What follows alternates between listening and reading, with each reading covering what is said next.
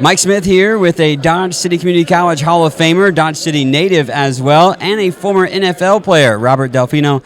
Robert, of course, you're here tonight to celebrate your former coach going into the Hall of Fame as well with you. But before we talk about Coach, let's talk about your time at Dodge in general. What kind of favorite memories stood out to you? You talked about the Ranger Bowl, the banner behind us, but what's some things that stood out to you when you were a Conquistador? Oh, wow. One of the main things is, having the interaction with Coach Cullen, Coach Such, Coach Frangolis, Tim Beck, assistant and aide that was helping along with the coaching staff. And, just to know that the structure and the quality of character that was instilled in us from those three men, is just priceless. And, being, homegrown, a Conquistador growing up in Dodge City, just having the ability and the opportunity to come across, such a man full of character, family values, ethics, and a structure and a way of life, this foundation and doing things a certain way as Coach Cullen. And it's just been a pleasure being here and talking to Coach, and it's all about him. The opportunity, obviously, that he gave you to be able to play football at the junior college level, but then obviously go to Missouri and obviously then make it to the NFL too. I mean, it's the highest level and play for the Rams, and I know for the Broncos for a little bit as well. But what did that mean to you that he saw something in you to have that ability to be able to go on and do big things? Oh, it means the world. Like I mentioned in my my speech to him, is that because of Coach Cullen and the foundation that he instilled in all of us, and particularly myself, is that it provided me with an opportunity to gain this work ethic to earn a scholarship at the University of Missouri. Because of that, my first year I was a receiver because I got the opportunity here to be a tight end to make some plays, and then my second semester, my second year at Missouri, they moved me to running back because Coach in Dodge City, Coach Cullen, placed me in a position, to be able to, catch the ball quick and then run with it. So that experience from Dodge City to Missouri, as a one-year running back, allowed me to get drafted in the 5th round,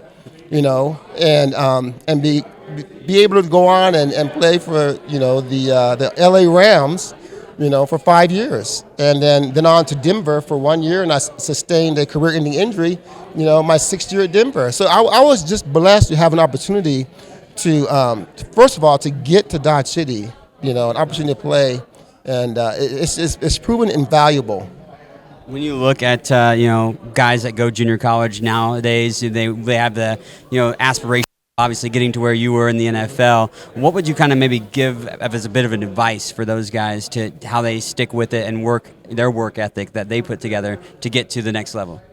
Well, Coach said it tonight during his speech, is that you treat others as you want to be treated, with respect, and you stay in the moment, and you do what it takes to stay in the moment, for your teammates, for your family, get your education, stay in the moment. Like, I didn't really dream of playing professional football, and because of those values that Coach Cullen instilled, it's like, okay, I'm here, right now. What am I going to do with the talent that I have within myself, And it's just about following some instructions and working hard.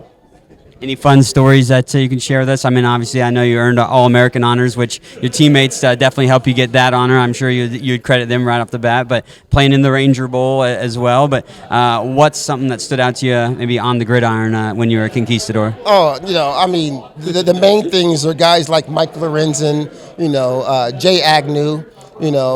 Damon Post is my childhood friend, and he played a large part in organizing this. And when I went in 2016, he played a large role in that. And, the main thing is like the camaraderie you spoke about, those interactions, those relationships are irreplaceable, and the trips, I remember going to the Roaring Ranger Bowl, in Ranger, Texas, and like we're looking at this field like, it was like a sticker patch and stuff like that. And coach is like, that's the least of your worries right now, And just to be able to take those trips and learn some life lessons from Coach Cullen and be able to come back with these gentlemen, these men, and hear all of the life-changing events that have taken place in all of our lives, and to be able to hear them share their experiences as a result of being involved with Coach Cullen